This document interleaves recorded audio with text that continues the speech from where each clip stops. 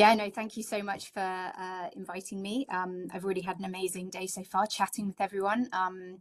It's my pleasure to talk to you today all about the recent work we've been doing into the evolution, genomics and development of sexual traits and my new favorite animal, the stalk-eyed fly. So we're very broadly interested in understanding how and why sexual dimorphisms develop. And so as you can see on this slide, sexual selection is a really powerful agent of evolution.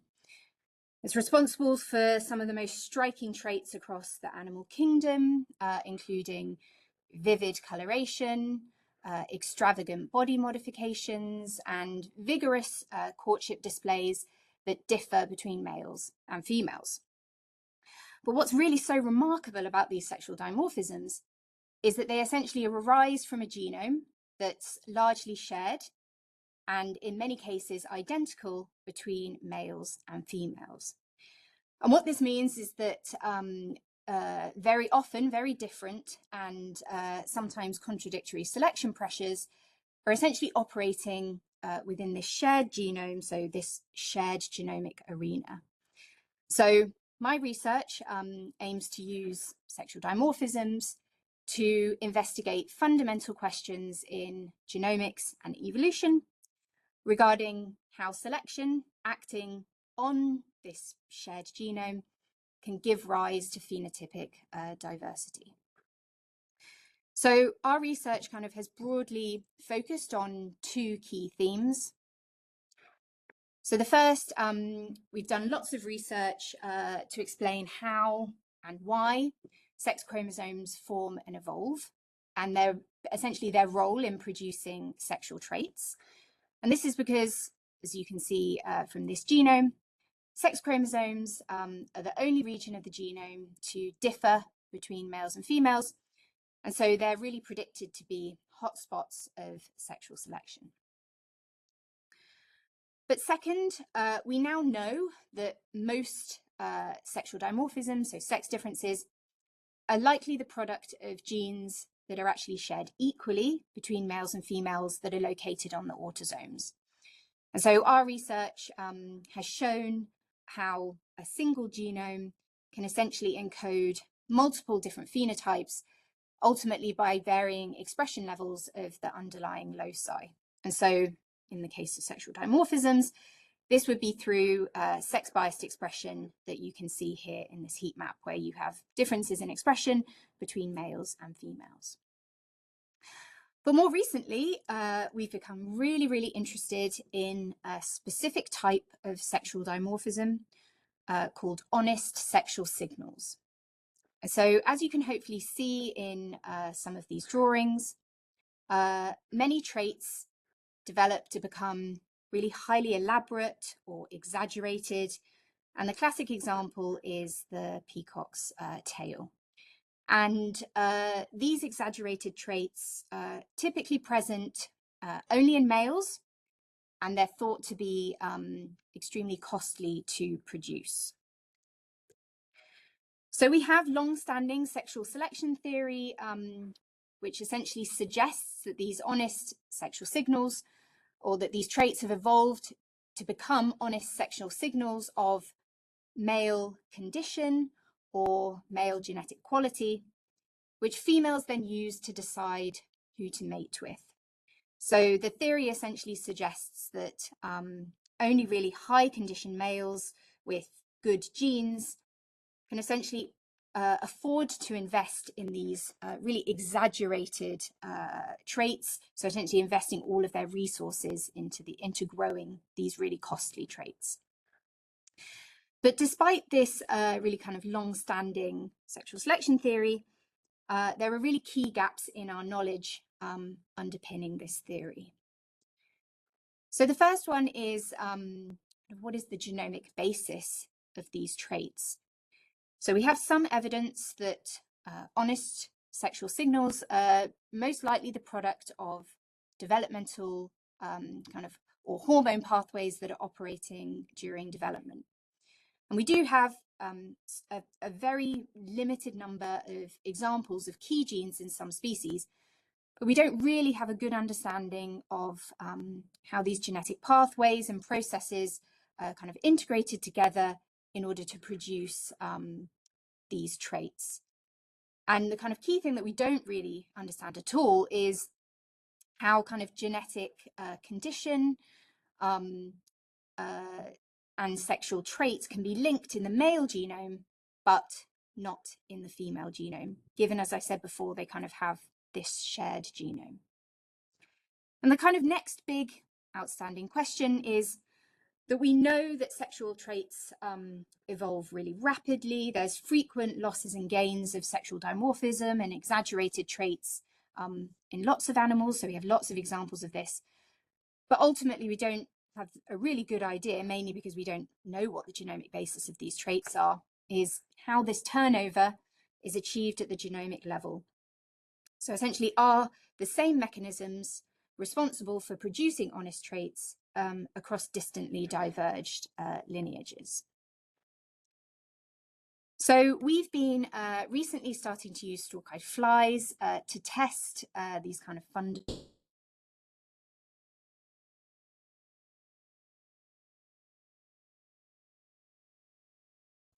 Okay, sorry for this. We had this problem before that she was basically losing connection, so I think she will be back soon. Stay tuned. Hello, I don't know why I get kicked off. Well, I'm not sure whether it's us Yeah, or you. no, yeah, I'm not sure. I'll share my screen again.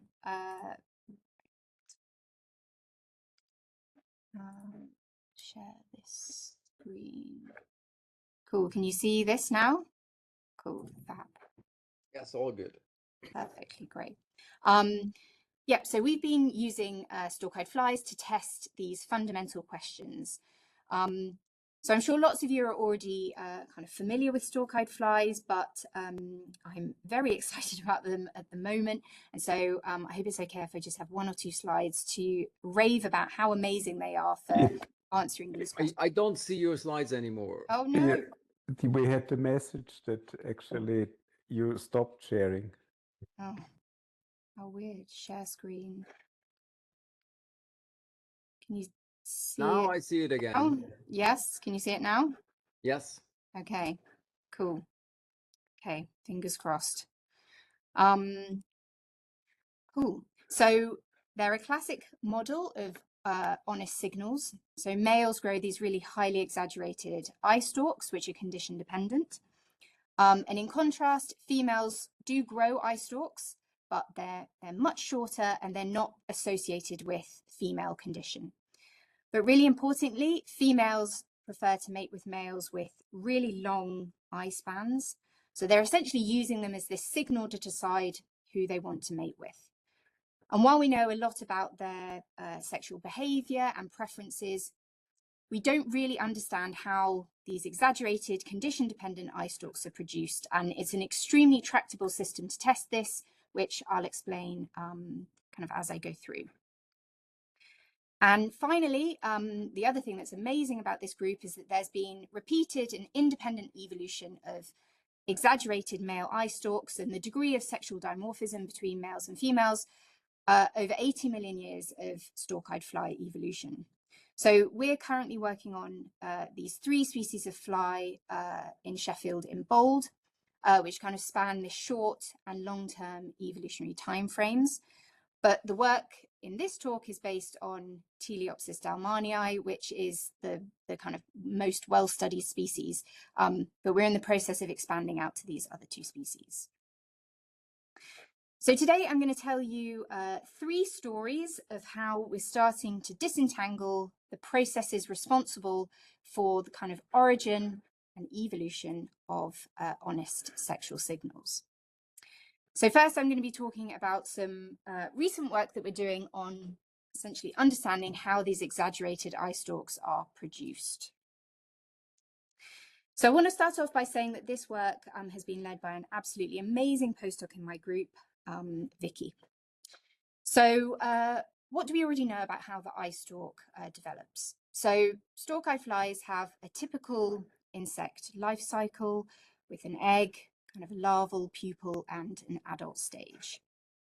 And we know that eye stalk development starts out as a sheet of tissue in the larva called the eye antennal disc. And this is a beautiful dissection and image that Vicky has produced. So we're using this to study the kind of early stages of eye stalk patterning, mapping out developing cell types and expression patterns. So the eye stalk is patterned in the larval stage, and it continues its development into the pupa, where it starts to fold and develop a 3D structure. And you can see this again from this amazing light sheet microscopy image of the pupal head that Vicky's generated, which allows us to start to ask questions about rates of cell death and proliferation at this kind of later stage of eye stalk development. So here you can see the two pupil eyes, and this you can start to see folding here, the eye stalk developing. And the kind of coolest thing is that as the adult emerges, that you can see here from the pupa, the eye stalk is really tightly curled up around the head. And over the course of a couple of hours, it's pumped full of fluid and expanded out, and it eventually hardens and becomes melanized to kind of see the eye stalk that we're most used to seeing. And so we've been using these kind of approaches to answer two main questions. So as you can see here, eye stalks are a really novel, exaggerated trait, and they really represent a true evolutionary innovation from the dipteran head ground plan that you can kind of see characterized by Drosophila. So we're kind of firstly interested in understanding what the processes are that are responsible for producing this novel trait. And then secondly, once this trait has been established, how then are sex differences in eye stalk length and condition dependence achieved? So in this talk, I'm going to focus on work that we've done so far on the larval eye antennal disc.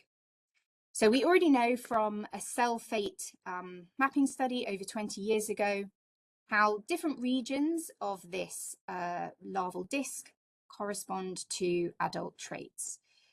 And it's quite a broad brush approach, but essentially it shows us that this disc gives rise to the adult eye that you can see in green, the antenna that you can see in purple.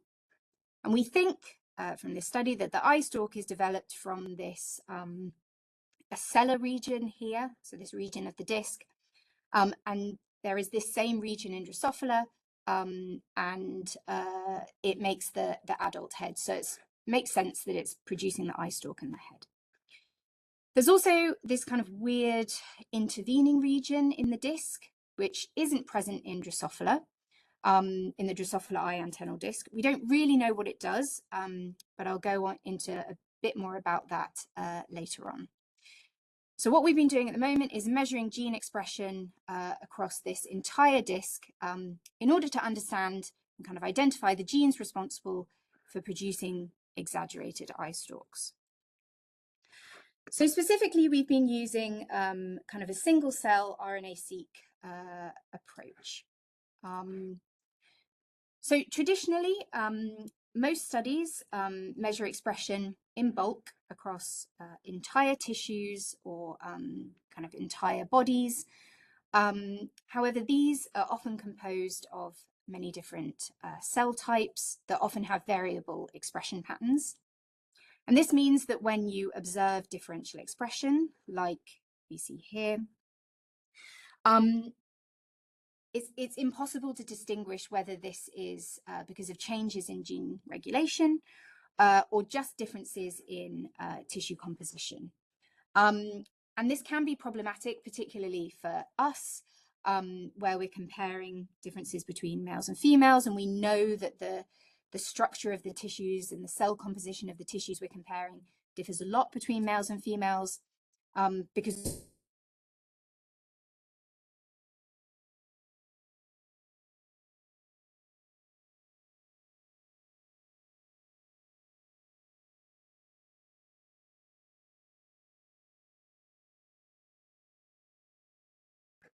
Hello, I'm back.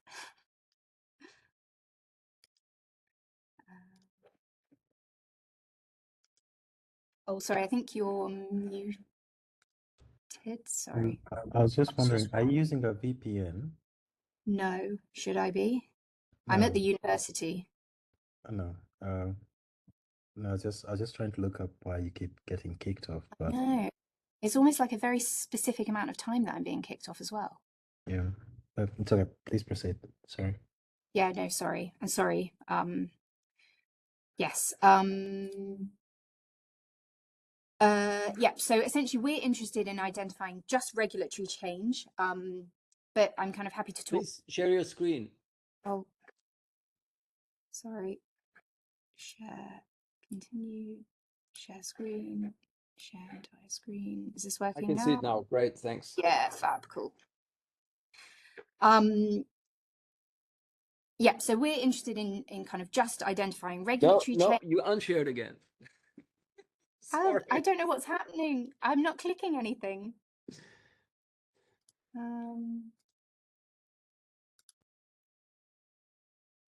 mean, I can try on my laptop and see if that makes a difference. So can you see it now? Yes. Yeah, okay. Guess we just see what happens. So essentially, we can now use single cell RNA-seq to measure expression of every gene in every cell in a tissue individually. So this goes to circumvent some of these biases that we might have experienced with bulk sequencing. So essentially, we've used this approach to map out cell types and quantify expression in the developing eye disc. And specifically what we've done is we've collected pooled data from males and females from 2 stages during larval development, the early and the late 3rd instar. So what does this look like? So every single dot here is a cell that we've collected and sequenced from the early 3rd instar and late 3rd instar stage. And both of these are essentially PCA maps of those cells based on how similar their expression profiles are, done separately for each developmental stage. And you can kind of start to see clusters of cells, say here and here, with similar expression patterns, and these have been used to essentially represent different cell types. So you have these, but then what do you do next? How do you work out what these cell types actually are? So what we can actually do is use expression of known marker genes of different cell types in the Drosophila eye antennal disc, which has already been very well characterized. So for instance, we know from that work that this gene SOX-N is really highly expressed in cone cells in the eye. So if we see really high expression of SOX-N in one of our clusters, we can then infer that this is a cone cell cluster. Similarly, distal less has really high expression in a region of that becomes the antenna. So again, if we see high expression of that, we can infer that it's this antennal cluster. So what we do is we take each of these marker genes and then look for their expression across each of our clusters, and this is what you see here. And so kind of in doing that, Vicky has been able to produce this really beautiful map of all of the different cell types in the stalk-eyed fly eye antennal disc across these 2 stages of development. And she also did in vivo validation of these marker genes to kind of validate that actually these clusters that we see are real. So what we find is that all of the major cell types present in Drosophila in the eye antennal disc are conserved in stalk-eyed flies. So we don't see any unique cell types that we can see. So we can essentially identify different parts of the eye and the photoreceptor cells, different parts of the antenna and the head. And you might have noticed that we can see in orange this cellar region, which I introduced earlier, that this previous fate mapping study suggests is responsible for producing the adult eye stalk. So now we've mapped out these cell types, we can start to test for expression changes that might underpin the dramatic exaggeration of eye stalk that we see across this clade. And specifically, we focused on this ocellar region in orange and compared it to what's going on in Drosophila. And so for that, we used existing single-cell RNA-seq data for the Drosophila eye antennal disc for the equivalent stage, like late third instar. And the idea was that we wanted to find genes that were unique to those, or more highly expressed in the stalk-eyed fly compared to Drosophila, and mainly expressed in this ocellar region compared to the other cell types within the stalk-eyed fly. So we kind of did two things. One was we compared expression of this ocellar region between the stalk-eyed fly and the Drosophila. So that's represented by this axis. So towards this end is genes with high expression in the stalk-eyed fly. And then we compared expression within the stalk-eyed fly eye disc, so between the ocellar region and everything else. So genes up here are ones that have very high expression in the ocellar region compared to other regions. So what does that look like? So every single dot is a gene, and this is kind of the quadrant that we're interested in looking at. So the top right represents genes that are very highly expressed in the stalk-eyed fly compared to Drosophila, and are also specific to the ocellar region. And you can see that one gene stands out quite clearly, which is this SOX21B. So this is a transcription factor. You can see that it's highly expressed in stalk-eyed flies compared to Drosophila, and it's very highly expressed in the ocellar region. And you can actually map out the expression of this gene across all the cells in the eye antennal disc in stalk-eyed fly and Drosophila, and you can see that it's very highly expressed specifically in this ocellar region, but really has very minimal expression in Drosophila, which is very exciting. This gene is also interesting because it's recently been implicated in Drosophila in the evolution of sex differences in genital lobes. So it has prior history of being involved in producing sexually dimorphic traits. So we've actually just literally last week started CRISPR, which we already have CRISPR embryos, which is amazing. Vicky has done magic to start to test for the functional effects of this gene on the adult eye stalk.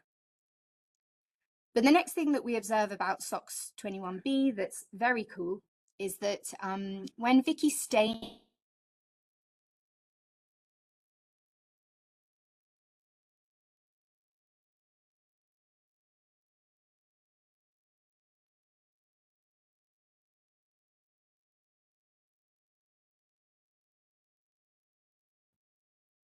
Hello again. Okay, tell me if I'm not sharing. So share screen, share entire screen. Can you see it? Can you see? Yes? I can see it, yes. Oh, Thank good. you. Yeah, so when Vicky shares, stains the eye disc for expression of this SOX21B, we see that it's really highly expressed in the top part of this intervening region in the disc. So kind of pink is the what it's been stained.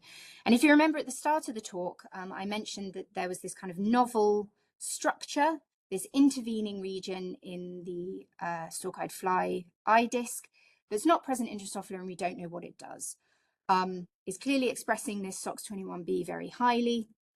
And even more curiously, it also expresses in this top region here, OTD, which is a marker for head development, which is normally restricted to this ocellar region. So what we think has happened is that there's been the evolution of a novel boundary expansion of the ocellar region to produce this new structure, which has also at the same time acquired expression of SOX21B. But what about this lower region here? Like, we don't see expression of either of these genes in this lower part. But again, what's very cool is that this lower region here expresses two markers of antennal development, limb1 and cut. So we think that the top region has been formed by an expansion of the ocellar region, but the bottom half is essentially an expansion of the antenna. And the reason why this is cool is because normally when people are looking at the evolution of new structures like this intervening region, people tend to think initially that they're formed by the evolution of new cell types. But instead, our results suggest a role more for the kind of expansion of tissue boundaries instead in the formation of new structures. And we're hoping that our CRISPR work will help us kind of work out specifically how this intervening structure, the cells within this intervening structure, correspond to the adult eye stalk and what role it's actually playing in development. So to summarize this section, essentially we see that the expression of genes involved in head and eye development are really highly conserved between stalk-eyed flies and Drosophila.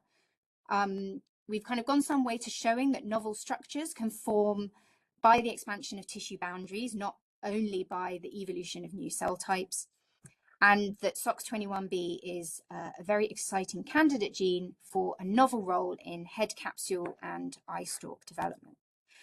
But just to give you a taster of kind of our next steps in investigating sex differences in eye stalk development, we've actually been able to bioinformatically sex the cell types in our existing data that we pooled males and females for the eye antennal disc using a ploidy or copy number of the X chromosome.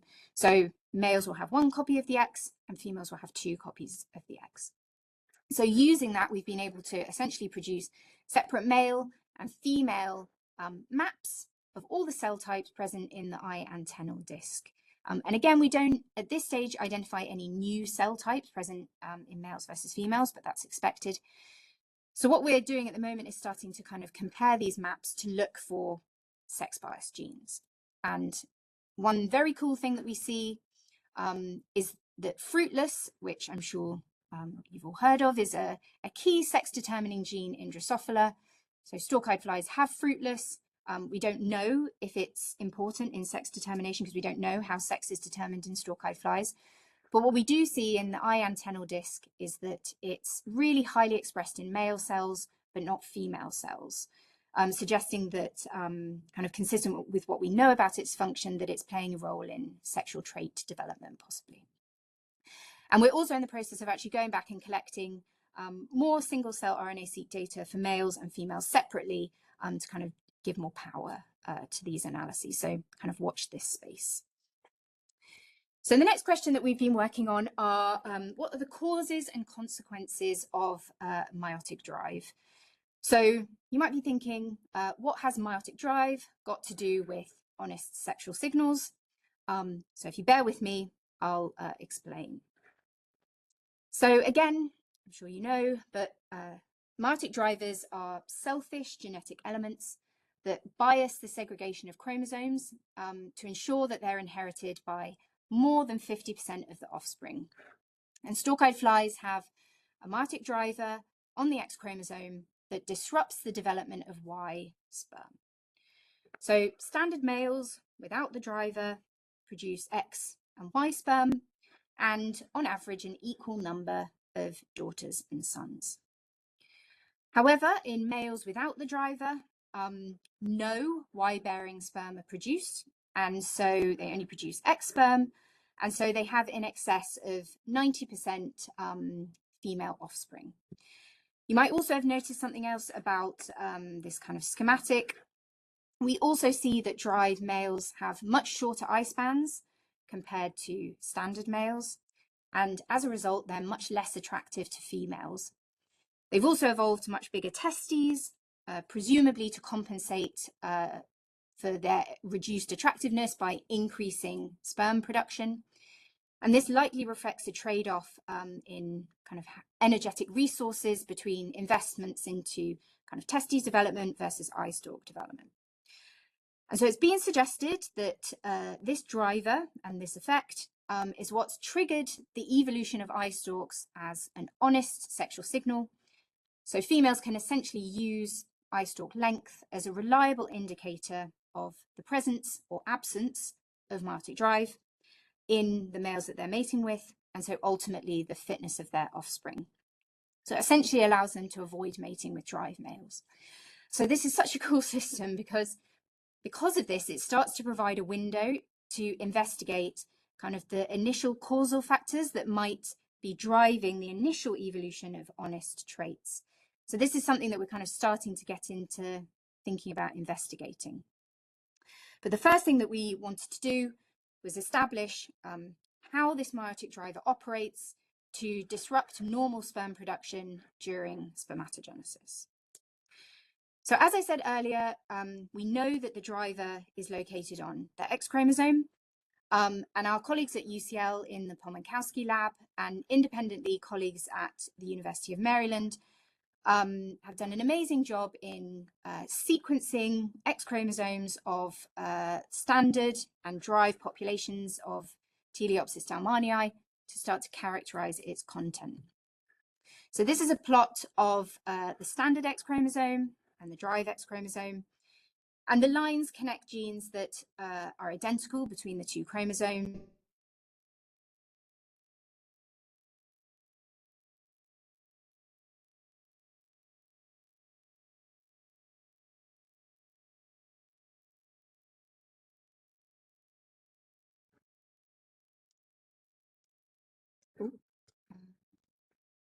Okay, sharing again.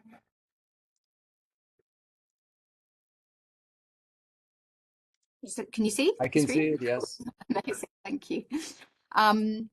So what you can see is that lots of genes are found in the same order, so that's in green, between the chromosomes, but that over half, so those in purple, have been rearranged between the two chromosomes. So there's essentially been a series of large-scale inversions spanning the entire length of the X chromosome, which has likely evolved in response to the driver.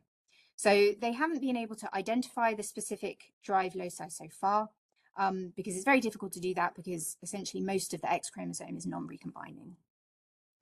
But Ben, a PhD student in my group at Sheffield, has been essentially interested in studying the consequences of these large-scale inversions for sequence evolution using Teleopsis dalmanii samples that have been collected from the wild.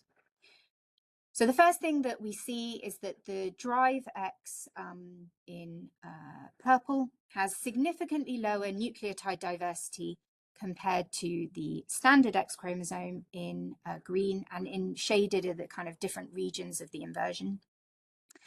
And this makes sense, this lower diversity, because we know that the drive X is present at much lower frequency in wild populations than the standard X. Next, when we compare sequence divergence between the drive and the standard X, we actually see that divergence, or FST, is elevated along its entire length, even along the kind of apparently non-inverted regions in white. So what this really suggests is that the drive and the X chromosome aren't recombining at all. So they essentially have diverged a lot in sequence. And so we've been able to use this divergence information to kind of start to date the order of these inversions to kind of go some way to trying to piece together the causal drive loci. But the take home from here is that the drive and the X, the standard and the drive X are very different from each other.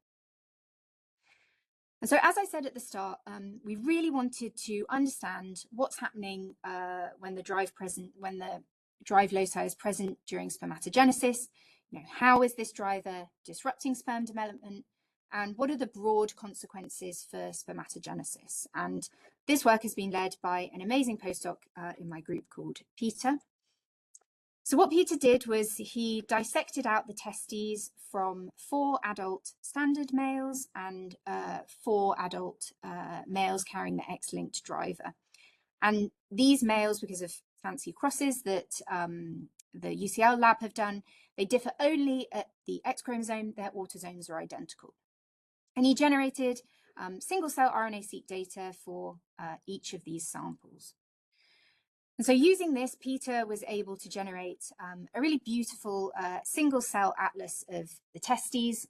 So again, every single dot is a different cell, and each cell cluster has been characterized using expression of marker genes in Drosophila.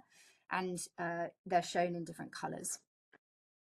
So what we did was, because of this, we were able to identify kind of somatic muscle, 2 groups of cyst cells that you can kind of see here in this schematic. These cyst cells support germline development. We were also able to identify the spermatogonia that these germ cells produce. We were able to distinguish the primary and secondary spermatocytes, which are the ones that enter meiosis in order to produce haploid spermatids. And again, he validated these cell types using a number of different methods, not just looking at these markers genes. So again, I'm confident that these are real. But the amazing thing about single-cell RNA-seq data is that now not only do we have really fine-scale data on gene expression for every gene in every cell and across these different cell types, but it also means that we actually have abundance of different cell types.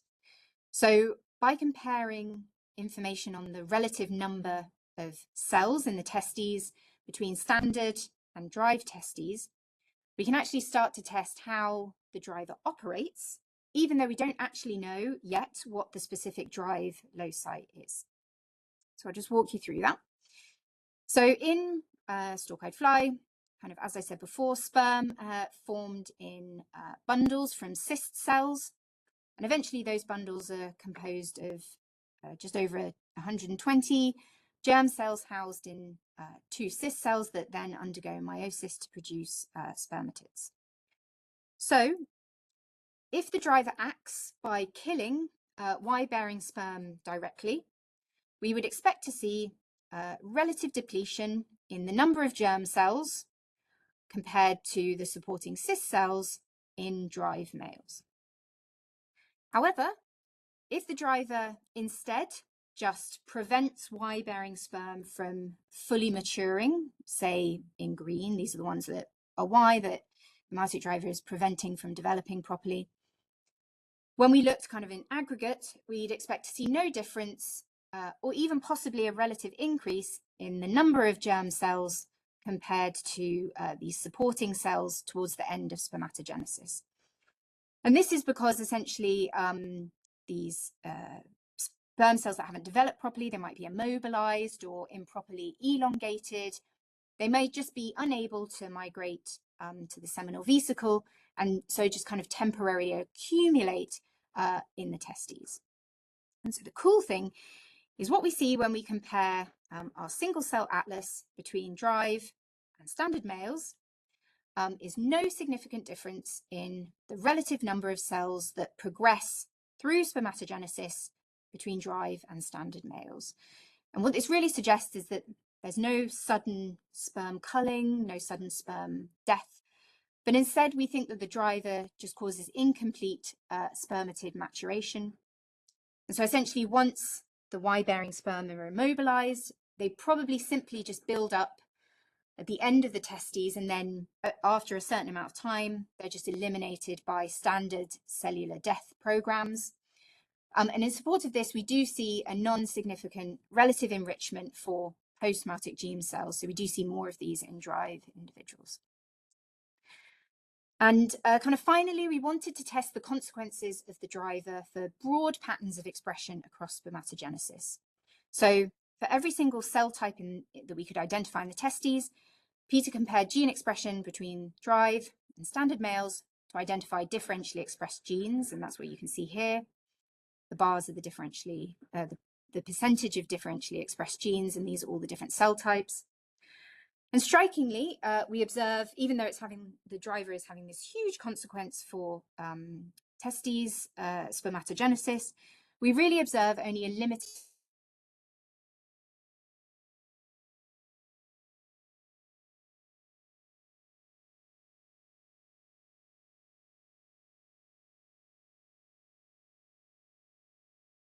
I feel like she has a timer for her sessions, but I can't quite figure out how it was set. Yes, I'm so sorry. It must be so distracting to have it.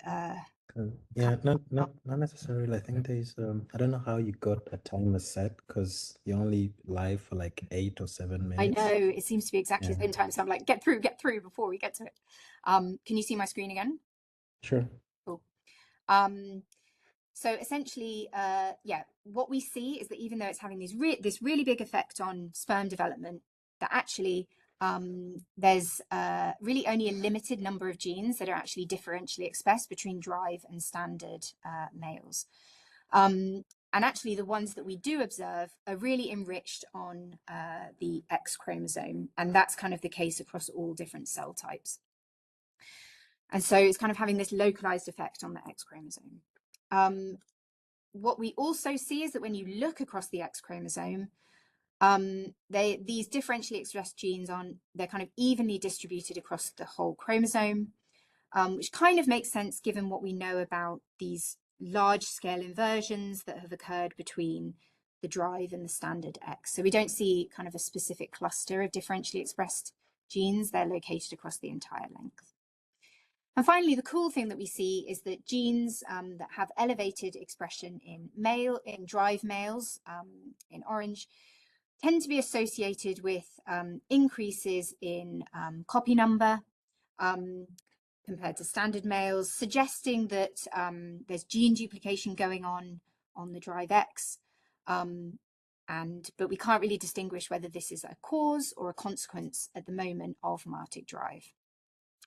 And again, kind of within this data, there are a couple of quite interesting candidates for the drive itself, but that's kind of a different question and an ongoing, something ongoing that we're interested in.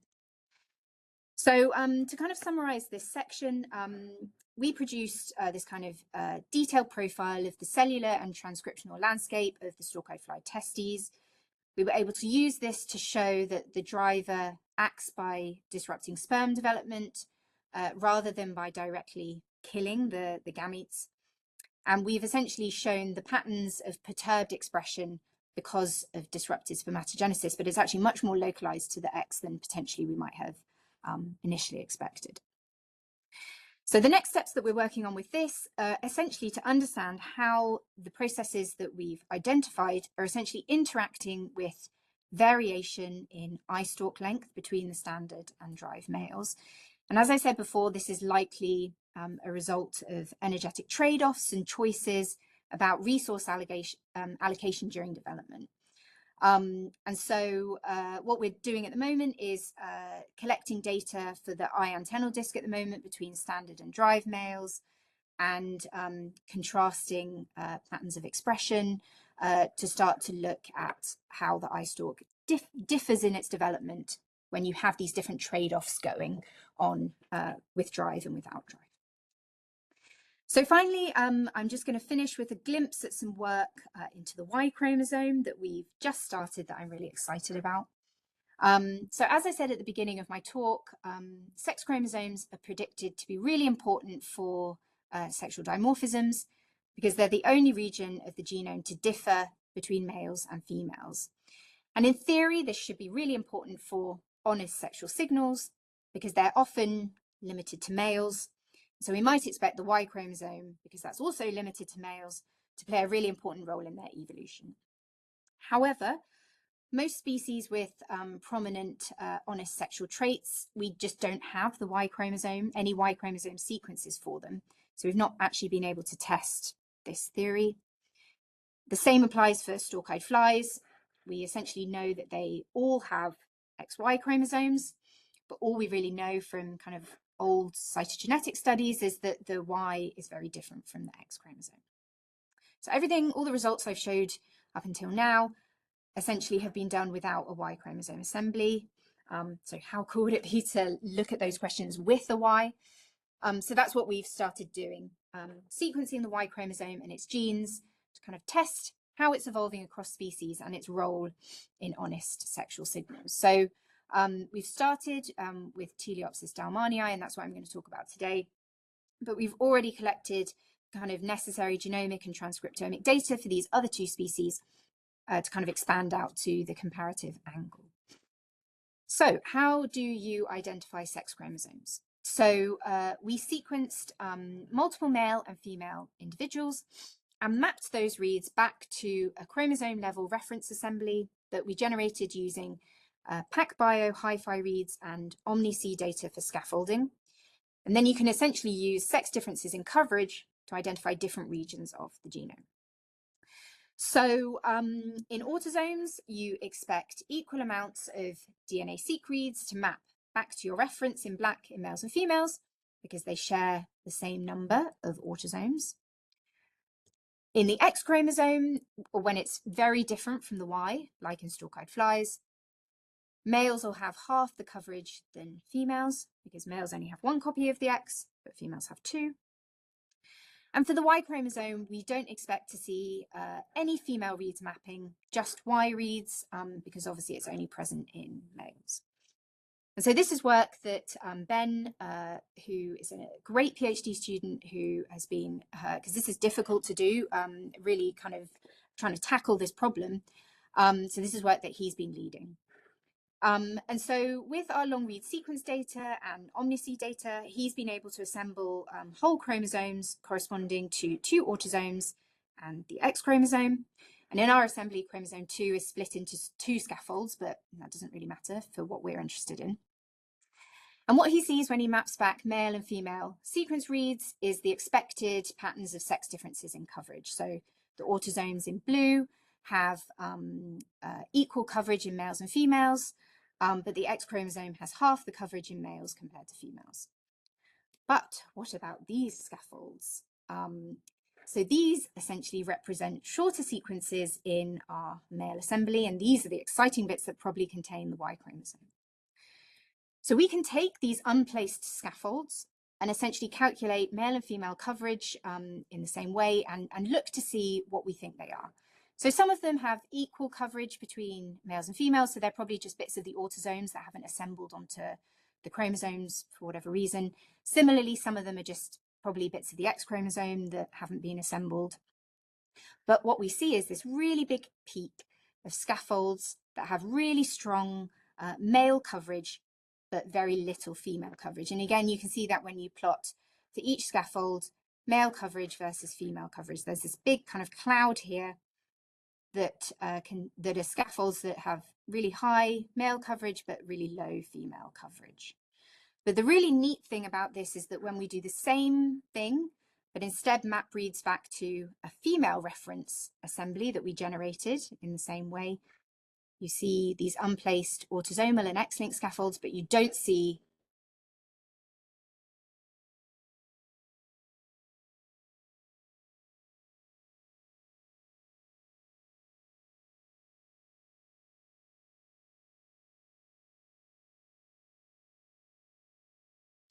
sorry, hopefully this is the last time this will happen. Share entire screen. Cool, can you see my screen? Yes, I can see your screen. Amazing, cool, awesome. So yeah, so the very cool thing is that we don't see this big peak of coverage of scaffolds with lots of male coverage, and similarly this cloud isn't here, which again makes me think these are real Y scaffolds because females shouldn't have a Y chromosome. And so Catherine, a technician in our group, has kind of been painstakingly going through these candidate Y scaffolds and PCR validating them to actually confirm that they're just present in males. And so far we have 5 quite long Y scaffolds, which in total span almost 6 megabases, but the number is kind of increasing daily because she's doing the PCRs now. And we've also been annotating them with ISO-seq expression data that we have for males and females across multiple development stages, and there are definitely coding genes on there, which is exciting. And the very cool thing is that these genes show very little homology to the X chromosome, and it looks like they are mainly duplicates, very old duplicates from the autosomes to the Y chromosome, but we can detect some that we think have duplicated very recently. So yeah, watch this space for more exciting Y chromosome work. So with that, I'll wrap up and just thank my amazing group for all the work that they do. It's a pleasure working with them every day. Past members of my group and current collaborators. And thank you very much for listening. And again, I'm so sorry about the constant cutting out. Thanks.